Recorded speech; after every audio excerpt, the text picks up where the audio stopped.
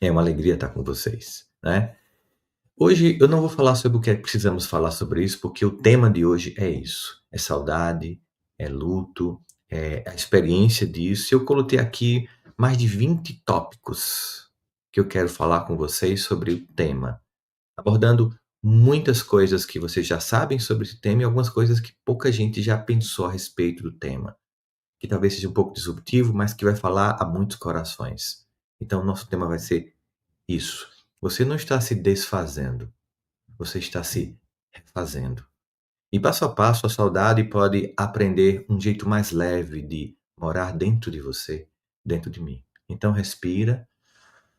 Vamos juntos, hoje sem pressa, com verdade e cuidado, aprender como atravessar o luto sem se perder, que é o tema do nosso Cuidando da Alma de hoje. Não vim consertar sua dor, eu vim dar casa a ela, dar nome a ela. O luto não é fraqueza, é a forma como o amor fala quando a presença vira uma memória. Se o seu coração está pesado, se o corpo cansou de ser forte, pode descansar aqui hoje. Aqui, o Cuidando da Alma é um lugar de acolhimento. Aqui é permitido chorar, respirar, lembrar, ficar em silêncio. Aqui ninguém apressa o tempo. A dor, ela tem seu ritmo e você tem um valor. Todo ser humano que sente saudade. Nesse episódio, nós vamos falar de 3 movimentos simples. Nomear o que sentimos, porque dar nome dói menos. Aprender a oscilar entre saudade e a vida prática, sem sentir culpa por isso. E também construir pequenos rituais que transformam a ausência em presença significativa na nossa vida. Mas vamos voltar aqui ao nosso tema de hoje, é um tema que tem a ver com esse momento, essa lembrança, esse dia, o luto, a saudade, a presença que virou ausência, a ausência que quer voltar a ser presença. Eu quero muito sobre isso. E a frase do dia é somente isso. Somente o que eu quero dizer sobre a frase do dia é: saudade é o nome que o amor usa no silêncio. É o nome que o amor usa no silêncio. Quando não tem mais o cheiro, quando não tem mais a presença na mesa, a saudade, ela vai substituir esse silêncio. Mas nós precisamos também voltar à vida. Inclusive o tema que eu falei ontem aqui no nosso summit foi do luto à luta. Foi um tema voltado para essa experiência. Mas eu quero com vocês aqui aprofundar algumas coisas. Eu quero falar algumas coisas que são importantes a gente refletir sobre as experiências do luto. Então, antes de entrar nos tópicos, uma combinação simples, tá? Não é para dar conta de tudo. É só para dar conta do hoje. Não é todo o desafio da vida. É hoje, esse domingo. Talvez saudoso, talvez de memória. É só desse hoje. Então, pense nestes itens como pequenas pontes que você atravessa no seu tempo. Você pode pausar, você pode voltar depois, você pode repetir. Aqui ninguém corre. A dor tem marés, não cronograma. Tem dia que está mais forte a dor, a saudade, tem dia que está um pouco. Não tem uma hora marcada na tabela da vida para dizer, hoje eu não quero que doa. O que vem a seguir é um guia de travessia. Cada item abre uma janela, uma maneira de você nomear o que você sente, um gesto concreto para cuidar de si. É um convite para transformar essa ausência numa presença significativa na vida. Leve o que faz sentido, deixe o resto para depois. O objetivo não é esquecer, é aprender a lembrar sem se perder no processo. E se algum ponto ou emoção vier forte, tudo bem. A gente respira junto, a gente volta um passo, a gente segue no seu tempo, porque vamos aos nossos itens muito devagar. Primeira coisa que eu quero dizer para vocês hoje é que, para viver a saudade, nós temos que ter permissão para sentir. Você não precisa ser forte o tempo todo. Precisa ser verdadeiro agora, nesse momento. Dar nome dói menos. Saber que é saudade, saber às vezes que é desespero quando é nos momentos iniciais. E tudo bem, é humano. São experiências que nós não podemos fazer de conta que não existe. Nós não podemos contornar a dor. Nós temos que atravessar por ela. Então, se permita sentir. E não importa se alguém está mandando você parar de chorar, não. É você que sabe o quanto você aguenta. Então se permita sentir.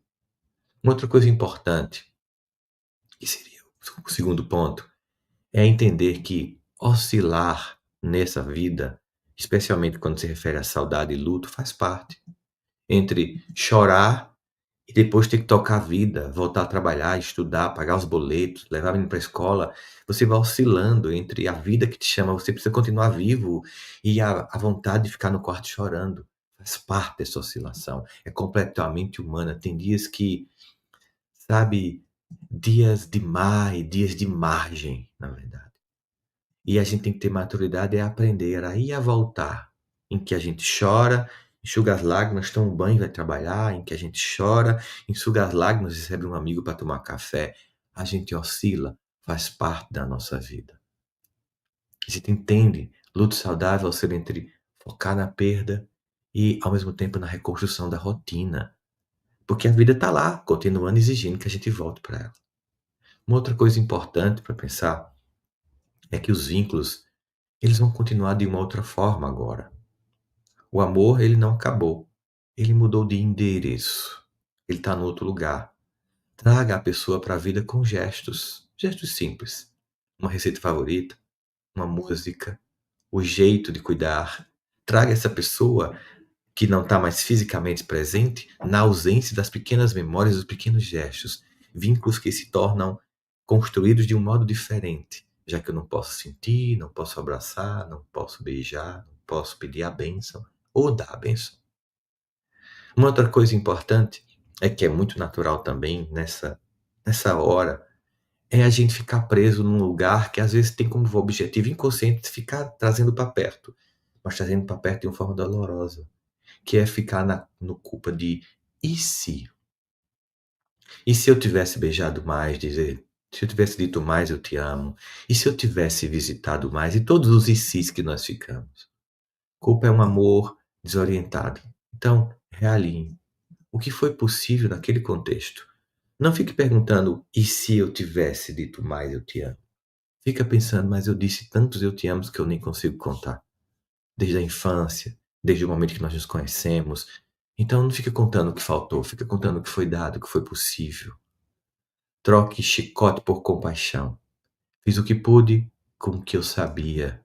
E aí o luto não vai ficar num e se perpétuo, mas no sentimento de que nós demos um ao outro aquilo que nós pudemos. Tem uma coisa também que é muito doloroso, são as datas marcadas. O dia do aniversário daquela pessoa, o Natal com ausência, sabe? As festas que fazem parte, e esse dia de hoje em que a gente está com a memória voltada para isso. Prepara o coração como quem prepara sabe, uma mala pequenininha. Combine um pequeno ritual antes do dia chegar. Você pode fazer coisas como, por exemplo, uma carta de gratidão contínua. Uma coisa bem simbólica, seria mais ou menos assim. Datas marcadas como aniversário, que está chegando, Natal, sem aquela pessoa. Você escreve uma carta curta, começando: hoje eu te honro por você ter dado tantos natais aqui comigo. Hoje eu te honro porque nós montamos tantas árvores de Natal juntos. Hoje eu te honro porque não é seu aniversário, mas nós rimos tanto em tantas festas, apagamos tantas velas e temos tantas fotografias para lembrar da tua presença. Lê em voz alta e guarde no envelope, na caixa da memória. A ausência nesse lugar vira rito de presença e a data deixa de ser sofrida e vira homenagem. É uma forma de você agir sobre a dor e não ficar preso nela. Uma outra coisa é o luto pelo que não aconteceu. É muito comum. A idealização que a gente tinha de como poderia ter sido aquele pai, aquela mãe, aquele avô, aquele irmão, aquele filho, a idealização das pessoas. Não sofremos só por quem se foi. A gente também sofre pelo futuro que não será. Sabe, a gente também pensa sobre não vai estar no casamento, não vai estar na formatura do neto, não vai ver a neta nascer, e fica nesse lugar. Nós também choramos aniversários que não virão. Nós choramos coisas que não vão acontecer. E é compreensível isso. É preciso que a gente acolha e viva a experiência como se a pessoa estivesse ali. Viver profundamente, presentemente, é uma homenagem profunda que nós fazemos. Uma coisa também é que a gente tem que trabalhar é o alívio que algumas pessoas sentem, que dá uma certa culpa nas pessoas. E as pessoas elas têm dificuldade de falar disso, então é um assunto delicado, mas eu preciso falar com vocês. Às vezes, existem certos lutos que dão alívio, e ó, não é porque a pessoa é uma pessoa que você odiava, não é sobre isso. São alguém que você cuidou durante anos no hospital, sabe? Uma doença longa, que você não estava mais conseguindo viver, porque você estava envolta no cuidado o tempo todo. Então há uma cota de saudade e há uma cota de alívio, e você fica com o sentimento de que você é ruim, perverso por isso, não. É humano, é o cansaço de alguém que não conseguia mais viver porque vivia para cuidar. E aí vem esse lugar. Alívio não é desamor, é o corpo exausto respirando, porque eu posso voltar à vida e eu honrei essa pessoa, eu cuidei dessa pessoa, eu troquei as fraldas, eu dei banho na cama, eu dei o medicamento. Mas chega uma hora que essa pessoa merece descansar e chega uma hora que você precisa voltar à vida.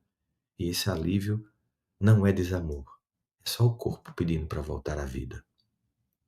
Tem também alguns lutos que nós chamamos na psicologia de lutos desautorizados. Lutos desautorizados, como são lutos desautorizados? São alguns tipos de sofrimento que a cultura não permite que você tenha, não legitima. Imagine que você se separou de alguém, acabou o casamento, aí o seu ex-marido ou sua ex-esposa, que você nem tinha contato há 10 anos, morreu. E você entra num luto. E a pessoa fica pensando, poxa, mas é teu ex, qual é o problema? Houve história, houve afeto, houve toque, houve intimidade. Essa pessoa não é alguém que você apaga com a borracha. As pessoas não autorizam, por exemplo, a mãe sentir o luto por um aborto espontâneo, que ela simplesmente, sabe, tá lá. Tem gente que não aceita que as pessoas tenham luto por animais de estimação. Um cachorro que brincou com você, inclusive um cachorro que estava com você no dia que você estava sentindo saudade do seu avô que se foi, e ele estava lá, sentindo que você estava mal, e estava lá com o pezinho em cima do seu pé, com a cabeça, estava brincando com você, viu você durante 2, 12, 10 anos de vida, também tem afeto ali, as pessoas acham ridículo e não. A gente também tem lutos por rompimentos. Um amigo que deixou de ser amigo, que não quer mais ter contato com a gente, sabe?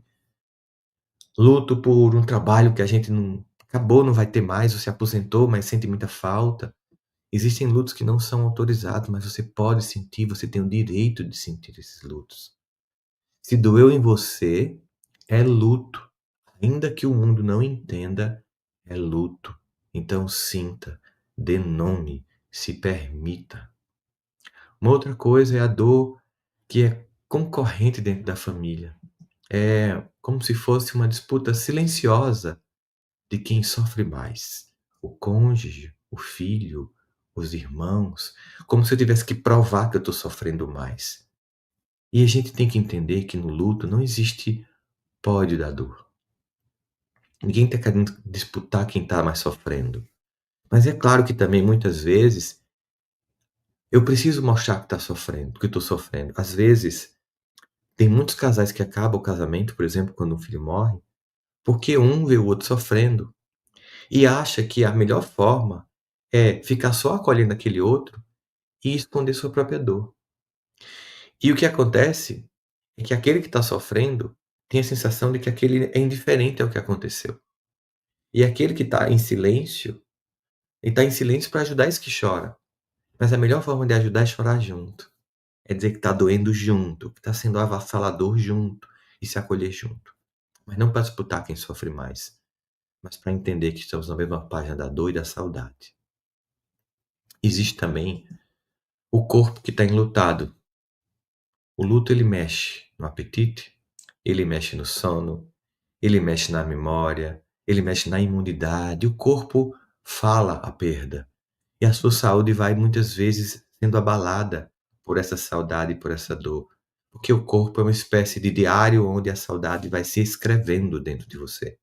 Então cuide do seu sono, da sua hidratação, do seu apetite. Peça ajuda quando preciso.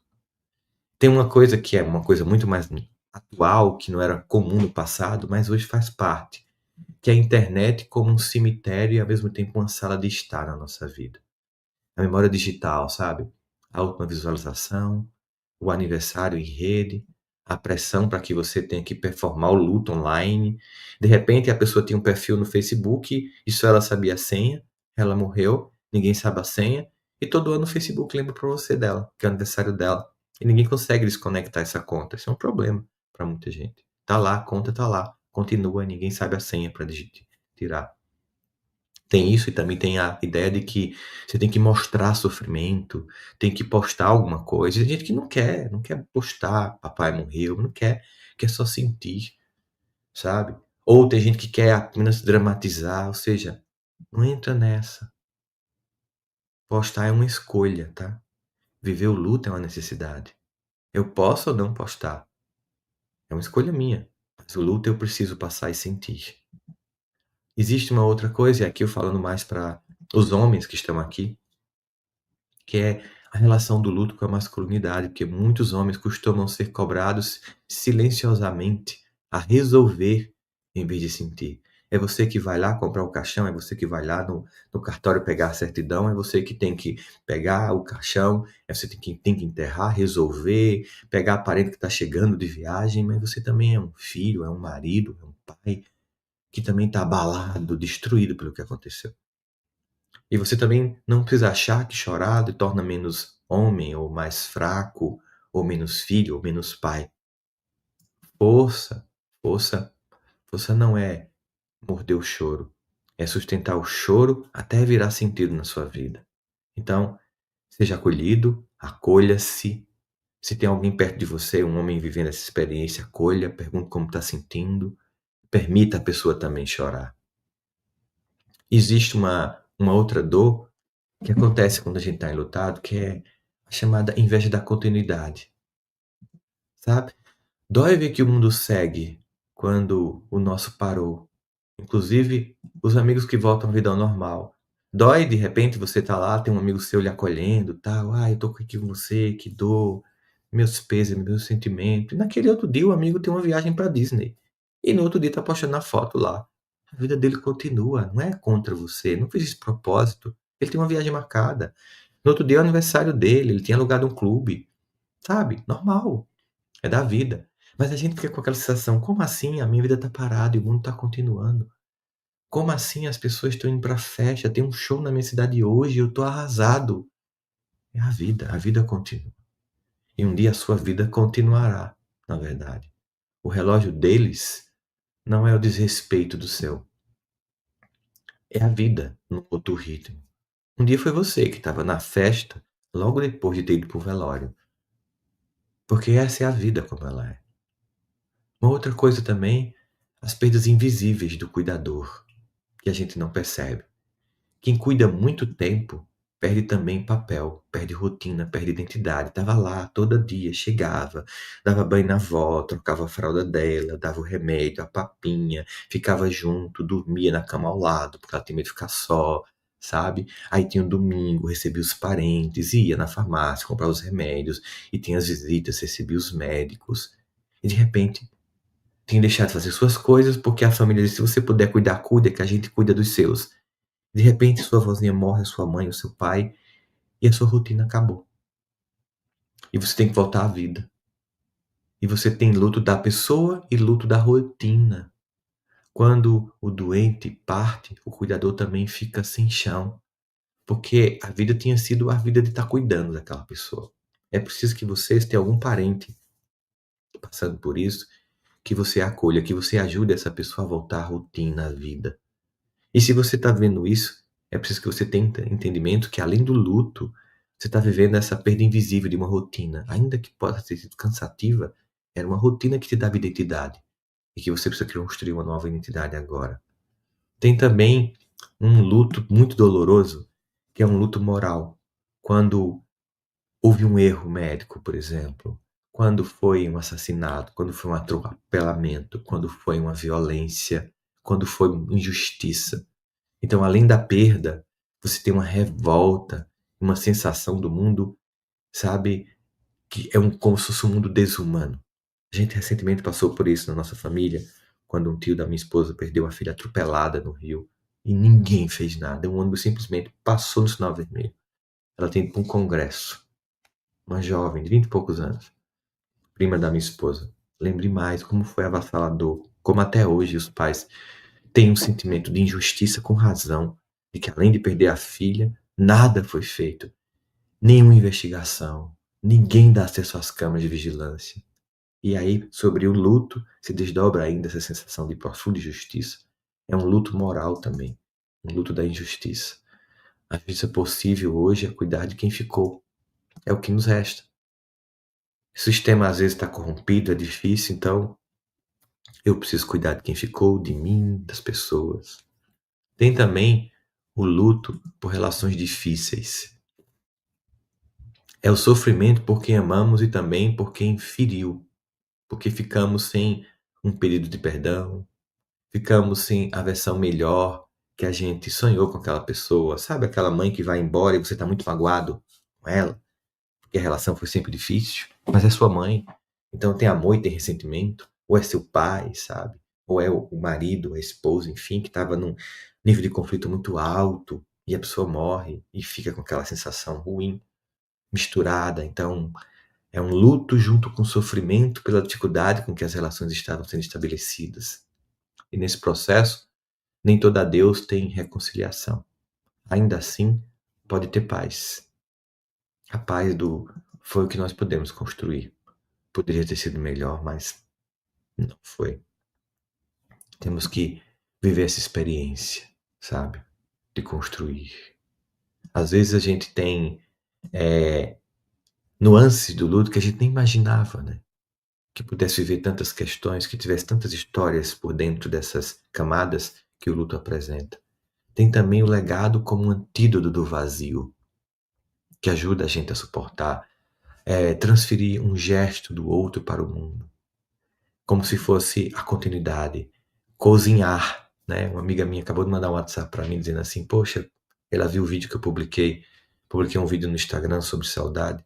Ela falou, eu agora vou aprender a cozinhar, porque você falou tanto de cozinhar com a pessoa e ela falou para mim que a memória da minha mãe também passava pela cozinha como acolhimento dela, que eu vou fazer isso para aprender e sentir o cheiro, sabe? Sei lá, de uma receita favorita que sua mãe fazia no Natal, e você cozinha, aprende a cozinhar, ou cozinha para poder sentir o cheiro e lembra da memória, sabe? Ajuda com ela a ensinar as pessoas como é que elas fizeram.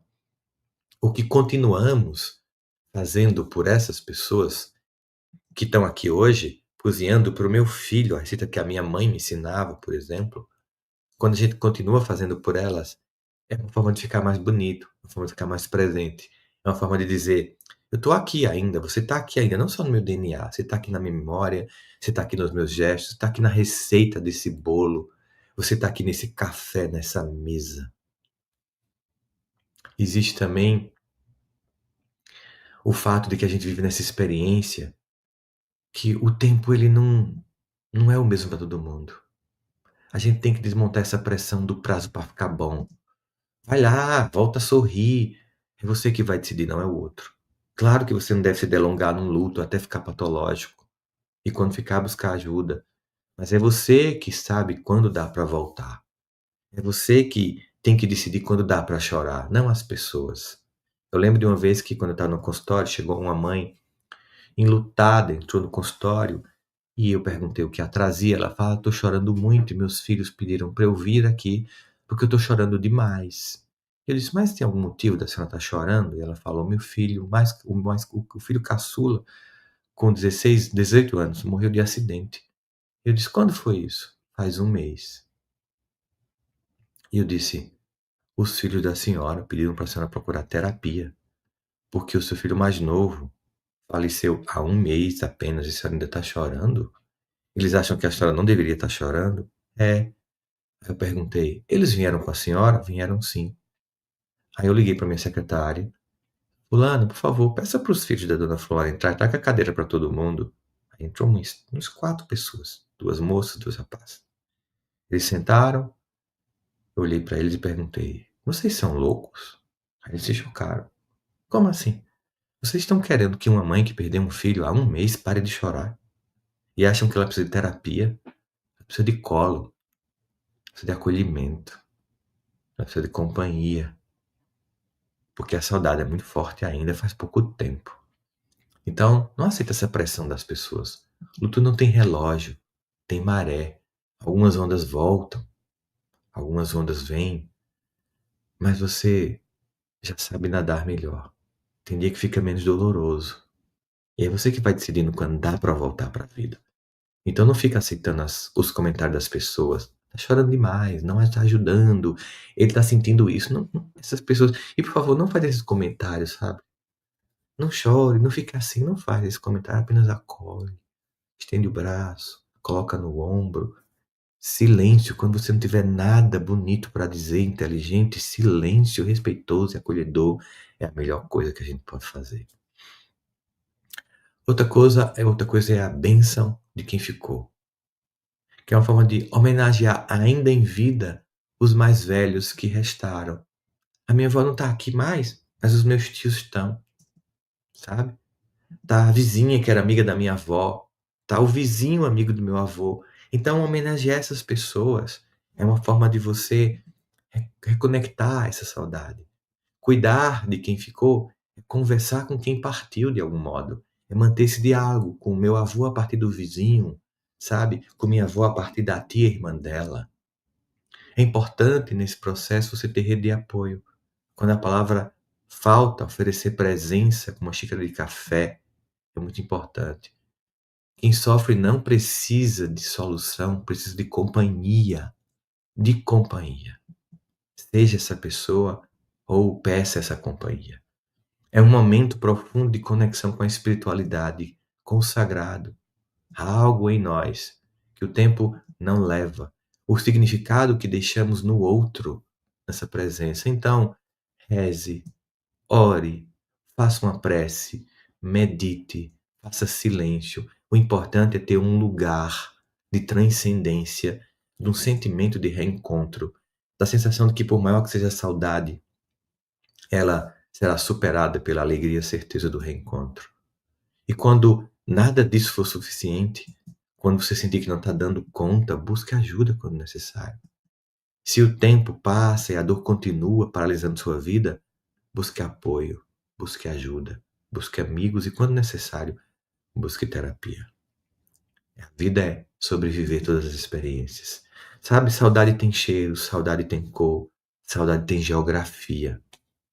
Saudade tem cheiro das roupas que ficaram no guarda-roupa, o perfume na gola que a gente inspira para não esquecer. É como abrir um frasco do tempo e reencontrar ali, intacto, um instante que devolve para a gente o colo. A saudade tem rosto, o que nos sorri das fotografias, às vezes desbotadas, do vídeo que ficou no celular, com os olhos de que ainda nos reconhece. A foto não é passada, é a presença em papel ou na tela do celular, é a lembrança dizendo: eu permaneço. Saudade tem som, o riso no corredor, a chave batendo no copo, o barulho da chinela pela casa, o jeito de chamar o nosso nome, vozes que não se calam. Elas viram música de fundo no cotidiano e tocam quando o silêncio fica difícil de suportar. Ouvi novamente a mensagem que ficou no WhatsApp, a última conversa que tivemos, a última troca de áudios. Saudade tem peso e tem leveza. Peso quando a cadeira vaga lá, na hora do jantar, mostra a falta. Mas também tem alívio quando a memória se abre em gratidão e a dor aprende a respirar devagar. E a gente descobre que sentir a falta é um modo diferente de amar. E que aquela cadeira também é a lembrança das muitas vezes que estivemos juntos naquela mesa. Saudade tem cor. Às vezes é o amarelo do pôr do sol que eles gostavam de ver, às vezes é o branco das flores na mesa, ou o azul da camisa favorita, ou do vestido de bolinha. O mundo ajeita a paleta de cores, sem palavras, que o afeto não pode apagar. Então, saudade também tem geografia. A praça onde nós passeávamos juntos, a rua que nós íamos, aquela praia que nós visitamos tantas vezes, a receita que só dava certo naquela panela, rede da varanda que ainda balança com histórias, a cadeira. São pequenas cartografias, sabe, do encontro. Mapas de um lugar que não some do coração de dia para noite. Saudade tem calendário, mas não precisa ter datas. Há épocas em que o país inteiro, como hoje, se volta para a memória e acende luzes por dentro. É quando a gente entende que lembrar é também cuidar, regar a planta preferida, contar a piada que faz rir, fazer a receita inesquecível, saudade de oração, mesmo quando não dizemos amém. É um gesto simples de virar altar, tirar o pó da lembrança, limpar o quadro na parede, organizar o álbum de fotografias, as fotos espalhadas naquele móvel da sala, é telefonar para quem também sente falta e chorar junto, porque amar quem partiu é continuar amando quem ficou, e isso é uma forma de homenagem. Saudade tem futuro, porque quando lembramos com delicadeza, nos tornamos casa para os outros, corações cansados como o nosso que estão sentindo saudade. A memória amadurece em nós e quando ela amadurece, ela vira abrigo em nós. O que recebemos de quem amamos segue adiante por nossas mãos, nossas palavras, nossos silêncios também. Se hoje a saudade visitar você, não resiste. Sirva um café para ela. Sente devagar, escute o que ela veio te dizer e deixe que o cheiro, o rosto e o som desse amor continue acendendo a sua vida. Lembre-se, saudade é isso. Lembrar não é voltar atrás. Lembrar não é voltar atrás. Lembrar é seguir em frente acompanhado por nossos amores, que são inapagáveis, inesquecíveis e que estão impregnados em cada DNA, em cada gesto, em cada som, em cada atitude sua. Um beijo no seu coração de alguém que tem saudade, para vocês que têm saudade.